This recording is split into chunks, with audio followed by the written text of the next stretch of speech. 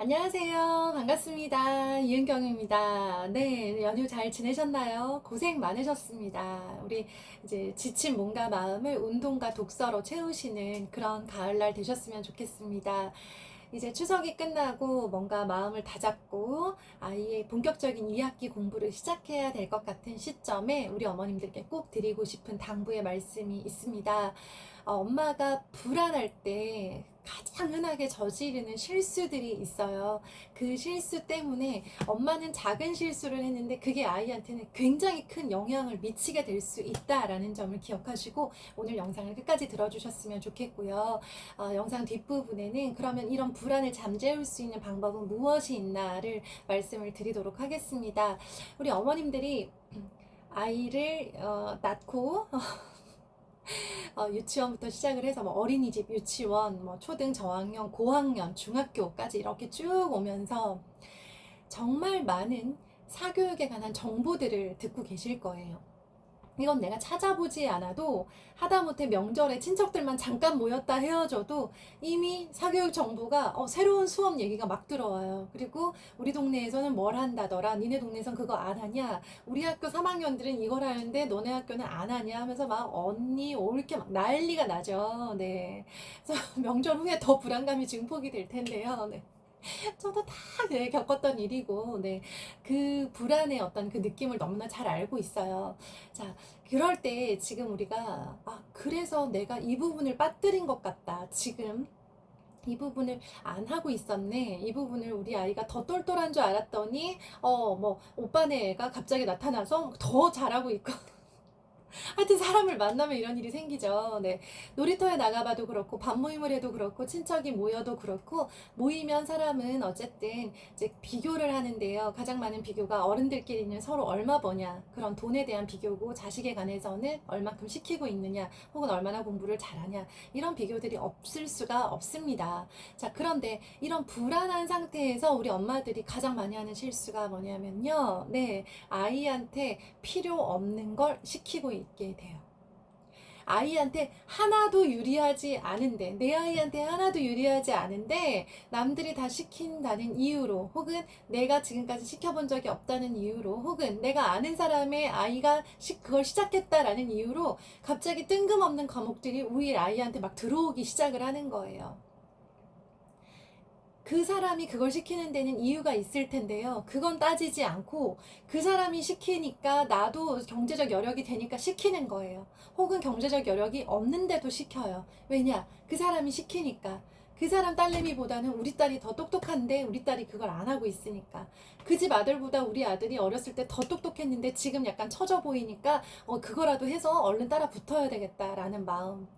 불안이죠. 그리고 비교하는 마음, 경쟁하는 마음 다 있을 수 있어요. 자, 그런데 이런 엄마의 불안한 마음에서 선택된 그런 과목들을 새롭게 시작하게 되면서 우리 아이에겐 어떤 일이 일어나느냐? 네.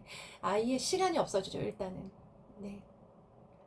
안 그래도 바빴는데 더 바빠질 거예요. 자, 시간이 없어진다라고 하는 거. 사람이 늘 시간에 쪼들리고 자기만의 쉴 시간, 휴식할 시간, 사색할 시간, 명상할 시간, 생각할 시간이 줄어든다라고 하는 건요.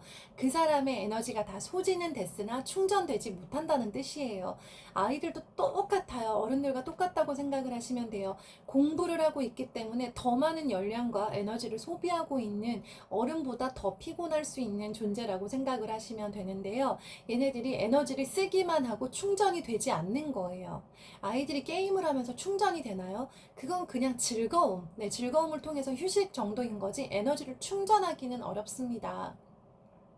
자, 그런 상태에서 시간은 늘 없고 에너지는 고갈되어 있죠. 그런데다가 늘 시간에 쪼달리고 숙제가 많아지니까 피곤하죠. 그런 상태에서 더 이상 어떤 것도 더 알고 싶어 하지 않는 공부 자체, 학습 자체에 대한 흥미를 잃어버리게 되는 거예요. 무엇 때문에? 엄마가 불안한 상태에서 선택한 어떤 새로운 과목들이 계속 들어오기 시작을 하면서. 그래서 불안한 많은 어머님들이 선택하는 쪽을 택해요. 선택을 하잖아요. 그러니까 그 하기로 선택을 하잖아요. 그러면 가장 좋은 점 뭘까요? 엄마의 불안이 일단 일시적으로 누그러져요. 남들 다 한다는 그 과목을 하고 있기 때문에. 아이들이 모두 푼다는 그 문제집을 풀고 있기 때문에 일단 일시적인 불안은 없어집니다. 그러면서 아이가 이제 몸과 마음이 너덜너덜해지는 거예요. 미취학 시기부터 시작을 해서 초등 내내 그 일들을 계속 겪어요. 엄마의 불안한 마음에서 오는 비교로 인한 그런 원치 않는, 아무 의욕이 없고 왜 하는지 모르겠는, 나에게 정말 유리한지 알 수도 없는, 확인되지 않은 어떤 그런 과목들이 들어오기 시작을 하면서 아이가 유초등 시기 내내 너덜너덜해진 상태에서 중학교에 올라가서 본격적으로 달려야 되는 시기에 이제 더 이상 힘을 내지 못하고 에너지가 고갈되는 거예요. 이제 아무 의욕이 없는 거예요. 왜 우리 아이는 책을 읽지 않나요? 라고 자꾸 질문을 하시는데요. 책을 읽을 만한 그 정도의 뭔가 마음의 여유를 주셨나요? 애가 뒹굴고 뒹굴다가 너무 심심해서 책이라도 읽어야겠다라는 경험을 해본 적이 있나요? 학원과 학원 사이에 30분의 틈이 나면 그 시간에 책을 읽으라고 아이를 몰아붙이지 않았나요? 우리 어머님들 직장 갔다 와서 30분 퇴근하고 나서 30분 후에 바로 아르바이트를 하러 그 부업을 하러 어딜 또 나가야 되는데 그 30분 동안 앉아서 집중해서 책을 읽어본 적이 있으신가요? 가능한가요? 사람의 집중력에는, 사람의 에너지에는 한계가 있는데 그렇게 집중할 수 없는 체력과 분위기 안에서 아이가 책을 읽지 않는다라고, 우리 아이는 왜 책을 읽지 않을까요? 라는 생각을 하시는데요. 정말 편안하게 오랫동안 시간을, 내 시간을 쓸 수 있어야 책을 읽든 생각을 하든 글을 쓰든 할 수 있는 거예요. 우리 아이에게 그런 여유가 있는가를 보셔야 돼요. 우리 선수예요. 우리 선수를 아끼셔야 돼요. 무엇으로부터? 친구가 막 우리 아이한테 뭐라고 한마디 하면 속상해하고 그런 걸로 너무 아끼지 마시고요. 우리 아이를 불필요한, 엄마의 불안과 비교에서 시작된 불필요한 수업으로부터 지켜내셔야 돼요. 그게 용기 있는 엄마예요. 소신 있는 엄마예요. 대부분 엄마들이 시키는 쪽을 선택을 할 때 우리 아이한테 진짜 유리한 게 아니라면 과감하게 시키지 않는 게 용기예요. 그걸 통해서 체력과 시간과 에너지와 흥미를 높여야 되는 거예요. 자, 그러면 우리 엄마들이 왜 이렇게 불안할까요? 사교육 정보들이 쏟아져 들어올 때 불안한 이유, 지금 이걸 하지 않으면 우리 아이가 뒤처질까봐 라는 마음 때문에 지금 불안하신 거잖아요. 자, 이 불안을 달랠 수 있는 저의 방법을 소개를 드릴게요. 저는 초등교사였기 때문에 초등교육에서는 굉장히 자신이 있었어요. 초등에서 단원평가 100점 맞을 필요 없다라는 확신, 강한 소신이 있는 사람이었고요. 초등에서 문해력을 다져 놓아야만 한다라고 하는 강한 소신도 있는 사람이었습니다. 그래서 문제집 대신 책 읽기와 글쓰기로 저희 아이들을 키워냈고, 영어 노출 시간을 점점점 늘려가되 공부를 강요하거나 흔히 다니는 그렇게 단어를 많이 막 암기하게 해주는 그런 학원들로 돌리지 않으려고 굉장히 용기를 냈어요. 불안을 잠재우기 위해서 노력을 했어요. 초등에서는 제가 초등교사였기 때문에 초등의 현실을 너무나 잘 알고 있었기 때문에 가능했는데, 중등 엄마가 되자 보통의 엄마들과 제가 하나도 다른 점이 없다라는 거를 절감하는 중이에요. 초등에서나 아는 척했지 제가 중등 오니까 완전 피렘이더라고요. 그런 불안한 마음이 가득했겠죠. 그쵸? 자, 그런 불안한 엄마가 중등에서 시작한 게 뭘까요? 이렇게 가로선상에 있는 다른 애들이 무엇을 하고 있나, 다른 애들이 어떤 학원을 다니면서 어떤 공부를 하고 있나, 몇 시간을 공부하고 있나, 무슨 문제집을 풀고 있나를 보지 않기 위해서 노력을 했어요. 이걸 아예 눈을 닫고 살 순 없죠. 이것들이 그냥 자연스럽게 알게 되고 보이는 것들이 있죠. 그 정도예요. 더 이상 노력하지 않았어요. 제가 노력하는 거, 앞을 보는 거예요.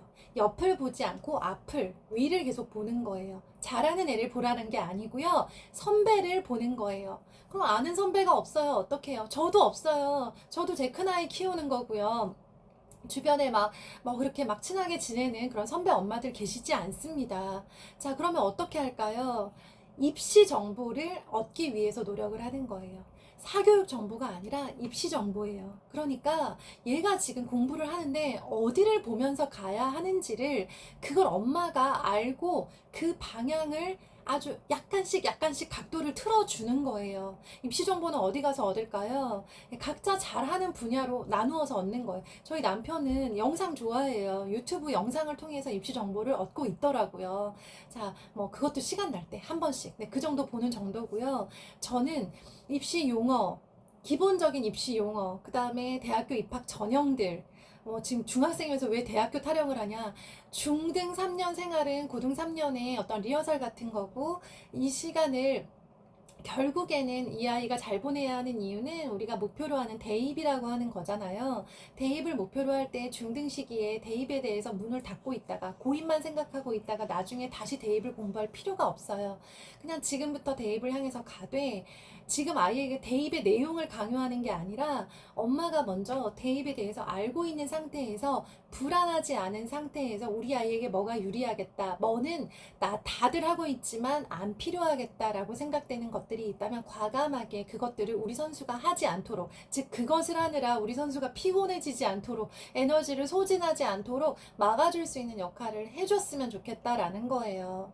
그래서 제가 많이 하는 거, 고등학생들 무슨 공부하는지, 선택 과목은 무엇인지, 네, 문과는 어떻고 이과는 어떤지, 이과의 선택 과목은 무엇이고 문과의 선택 과목은 무엇인데, 그래서 정말 필요한 거, 고등학교 3년 동안 보통의 열심히 공부하는 고등학생들이 어떻게 공부를 하고 있는데, 그러기 위해서 중등에서 뭘 준비해야 되고, 뭐는 안 필요하고 뭐는 필요하겠다. 이것들을 우리 아이 상황에 맞게 판단하는 거예요. 그래서 정말 최상위권 엄마들은 주변 친구들이 뭘 하는지를 별로 관심 갖지 않는다고 하더라고요. 이거는 이제 고등학교 최상위권의 얘기를 들었는데요. 네, 그 엄마들의 특징, 내 아이에게 지금 가장 유리한 게 무엇인가만 보고 있다고 하더라고요. 그런 엄마가 되기 위해서 노력하는 거예요. 그러기 위해서 지금 어떤 수업을 해야 된다더라, 무슨 문제집, 무슨 교재, 뭐 사고력 수학이니 뭐니, 지금 넣지 않으면 안 된다라고 하는 그 이야기들을 가급적이면 걸러듣기 위해서 노력을 하고, 대신 앞서가는 위탁년들이 지금 무엇을 하고 있고 그걸 위해서 중등에서 뭘 하는 게 유리하고 초등에서 뭘 하는 게 유리한지 이렇게 역으로 생각하는 생각을 계속 하고 있어요. 그것들을 노력하셔야 돼요. 불안한 마음에 우리 아이한테 하나도 유리하지 않은 것들을 막 결제하고 사다 나르고 풀으라고 하고 시간을 그런 데 쓰시지 말라는 거예요. 그런 것들에 쓰지 않아야 아이가 책을 읽게 되고요. 책 읽는 것에서부터 문해력이 시작되는 건 기본이에요. 문해력을 위한 여러 가지 방법이 있다고 하지만 기본적으로는 책을 읽는 상태에서 다양한 방법이 들어가는 거지, 아이가 책을 읽지 않는 상태에서는 어렵습니다. 왜 책을 읽지 않냐라고 아이를 탓하지 말고요. 정말 아이가 책을 읽을 시간이 충분했나, 책을 읽을 몸과 마음의 여유가 있는 아이인가를 되짚어 보셨으면 좋겠어요. 그래서 우리 아마 지금 돌아보면 불안한 마음에 내가 선택했던 여러 가지 치명적인 실수들 기억나시는 거 있을 거예요. 안 해도 됐었는데 불안해서 했다. 안 사도 됐던 전집이었는데 그거 괜히 샀다. 불안해서 샀다. 그때 그 학원 굳이 안 보내도 됐었는데 했다. 그때 그 문제집 울며 불며 풀지 않아도 됐었는데 풀었던 것 같다. 라고 하는 그런 실수들이 분명히 있으실 텐데요. 저 역시 있습니다. 자, 그것들을 반복하지 않기 위해서, 그 실수를 또 하지 않기 위해서 우리가 되짚어 봐야 되는 거예요. 그리고 위를 봐야 되는 거예요. 잘하는 애를 보라는 게 아니라 선배들을 보라는 거예요. 선배가 없으면 중학교, 고등학교 교재들을 내가 내 선생님 삼아 공부를 하시라는 거예요. 저는 그러고 있습니다. 우리 지혜로운 어머님들, 슬기로운 어머님들은 그렇게 로드맵을 짜서 가셨으면 좋겠습니다. 네, 연휴 후에 딱딱한 말씀 드려서 좀 무거우실 수 있지만, 연휴 후에 너무 야심차게 많은 것들이 세팅되는 그런 경우들이 많이 봐서요. 그런 실수하지 않기를 바라는 마음에 드린 말씀입니다. 네, 좋은 하루 되시고요. 또 우리 어머님들 현명한 판단 내리셨으면 좋겠습니다. 감사합니다.